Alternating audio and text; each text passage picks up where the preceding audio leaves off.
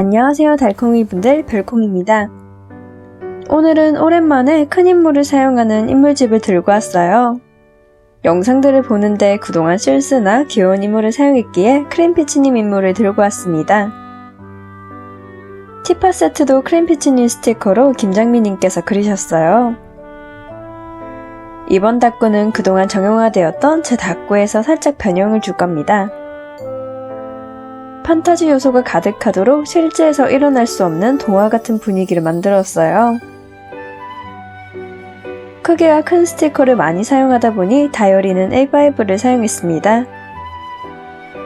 모는 속지는 안 좋아하지만 꽉 차게 꾸밀 거라 이럴 때만 사용 중이에요.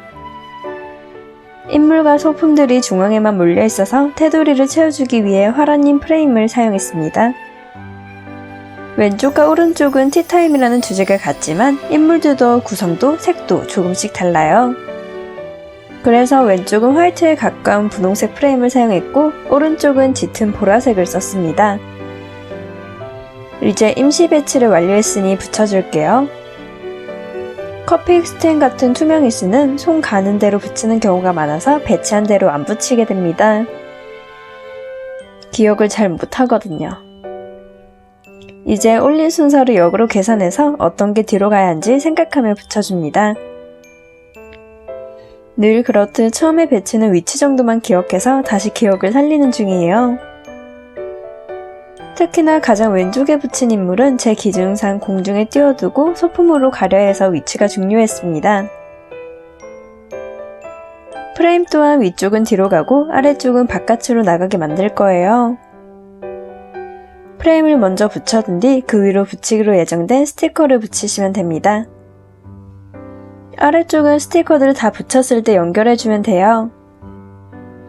왼쪽은 프레임을 바깥에서 안으로 연결하기 어려워서 우측 상단만 바꿨습니다. 이렇게 되면 주전자가 밖으로 튀어나온 입체 효과가 생기게 되어서 더 판타지스러운 느낌이 나요. 이때 꾸민 것을 기억해두고 사이즈가 작은 스티커들을 비슷하게 따라하면 엽서로 쓸 수 있겠습니다. 프레임을 다 붙였으면 허전한 공간에 커피 스탠드를 붙여주고 튀어나온 부분들을 정리해줄게요. 투명이라 색이 진해서 포인트 느낌이 강합니다. 커피 스테인은 많은 셀러분이 다양하게 내셨는데 이번에 활용한 건 이파랑님 투명이스예요. 튀어나온 부분을 다 잘랐으면 마지막 마무리로 돋보기를 올려줄 겁니다. 안쪽 알 부분이 있는데 저는 홀로그램즈를 사용해 줄 거예요. 원을 맞추는 건 쉽습니다. 같이 세트로 판매되는 원형 스티커의 여백을 동일하게 잘라줘요. 우선 큰 크기는 자르기가 어려우니 적당한 사이즈로 잘라주고 인컷을 대준 채 잘라줍니다. 여백을 남겨줘야 가득 찬 예쁜 돋보기가 되니 꼭 여백이 있게 잘라주세요. 해당 이스는 시울토끼님 제품으로 워낙 잘 쓰고 있어서 쓸 때마다 아까울 정도입니다.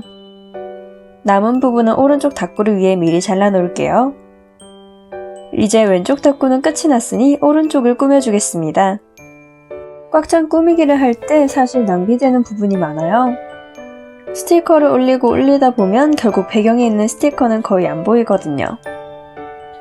하지만 1픽셀 정도 되는 공간에 여백마저 싫기 때문에 포기가 안 되는 것 같습니다. 위치 선정에 가장 힘들었던 게 바로 이 책인스예요. 적당히 보여야 하고 흑백 인스도 보이면서 프레임 인스에 안 가려져야 했습니다. 하지만 가장 힘들었던 건 소품의 크기가 상상 이상으로 큰 거예요. 원래 이 인스를 살 때의 목적은 작은 인물을 위에 앉히기 위함인데 배경으로 쓰려다 보니 어렵습니다. 그래서 우선은 프레임부터 붙이기로 했어요. 틀부터 만들어주면 그 안에 어떻게 배치할지 다시 고민할 수 있을 것 같아서요. 그리고 왼쪽 부분도 고민하다 그냥 잘랐습니다. 서로 스티커가 선을 넘다 보면 정말 이어지는 듯한 동화적인 연출이 가능할 것 같았어요. 하지만 찻주전자가 겹치는 게 그다지 마음에 들지 않아서 자를 수밖에 없었습니다. 책인스에서 흑백 인스도 프레임을 위해 위치를 조정했어요. 프레임이 무광 후백이다 보니 너무 잘 가려질 것 같아서 계속 왼쪽으로 이동했습니다. 오른쪽 페이지도 동일하게 찻주전자만 튀어나오는 효과를 줄 거예요. 프레임을 붙일 때 찻잔 위로 붙이고 찻 주전자 부분만 위로 올라올 수 있도록 조정했습니다. 이런 식으로 다양하게 응용할 수 있어요. 프레임이 완전히 위로 나오면 액체 형식, 인물만 나오면 그림에서 튀어나오는 효과.